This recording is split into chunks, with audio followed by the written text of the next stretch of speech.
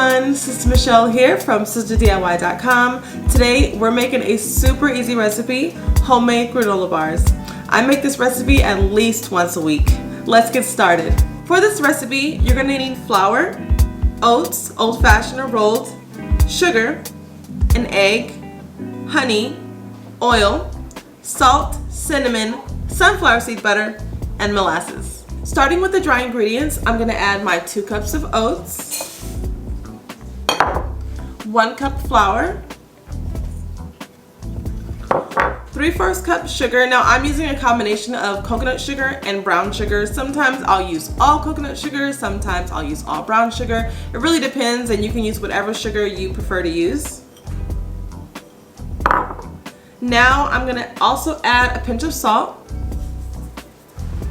and at least a teaspoon of cinnamon. Now I like cinnamon, so do my children, so I'm gonna add a lot. You can add a little bit, you can omit it if you don't wanna add it, or you can add more.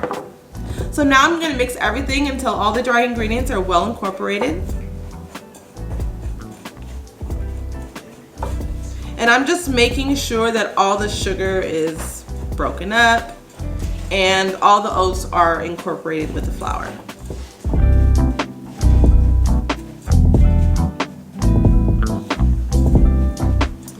So once all my dry ingredients are well mixed, I'm going to create a well in the center for my wet ingredients. Now for the wet ingredients, I'm going to start with my oil. I have a 1/2 cup of coconut oil and a 1/2 cup of honey. Now a quick tip for when measuring out your honey, if you have honey and oil in your recipe like I do, I have equal parts honey and oil. I measured my oil in the measuring cup first, and then I measured the honey. And this is gonna help ensure that you get all of that honey out of there without too much effort. Now, if you don't have oil in your recipe, you can simply oil your measuring cup or your measuring spoon to make sure that the honey comes out smoothly. Now, I'm also gonna add some sun butter, and I just take a big heaping spoon of it. It's about a tablespoon, possibly 2. This is also optional. I always add it to mine, but you can omit it if you don't want to. I'm also gonna add a tablespoon of molasses. I try to add molasses in anything I can. It's so nutritious. And so I'm gonna add about a tablespoon. This is also optional. You can omit it if you don't wanna add it. And the last thing I'm gonna add is my egg. Now I'm gonna mix everything until all of the oats and flour are absorbed.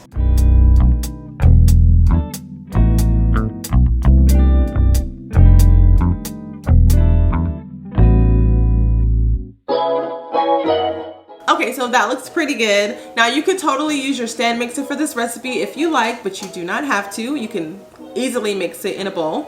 Now I'm gonna take my 13 by 9 inch pan that I have lined with parchment paper, and I'm gonna pour it in.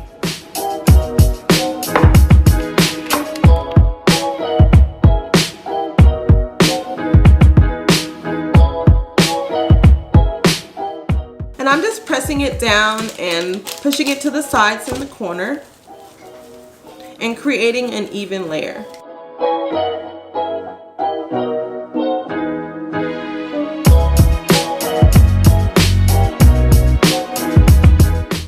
Okay, that looks pretty even. So I have my oven preheated at 350 degrees. I'm gonna bake this for about 20 to 25 minutes, just until the top is set and the edges are golden brown.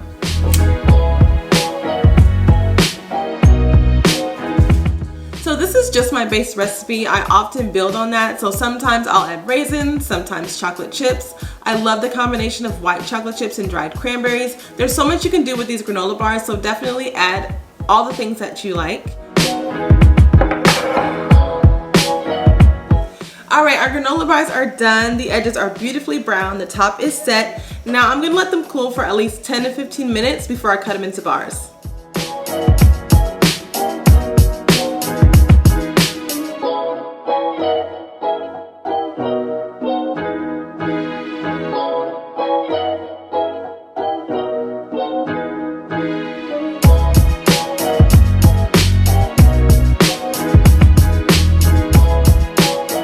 Well, I hope that you enjoyed this video, and I hope that you make this recipe. Thank you so much for watching. Don't forget to like, share, and subscribe, and I'll see you in the next video. Well, don't forget, can I just do it in multiple takes? Can I do it in multiple?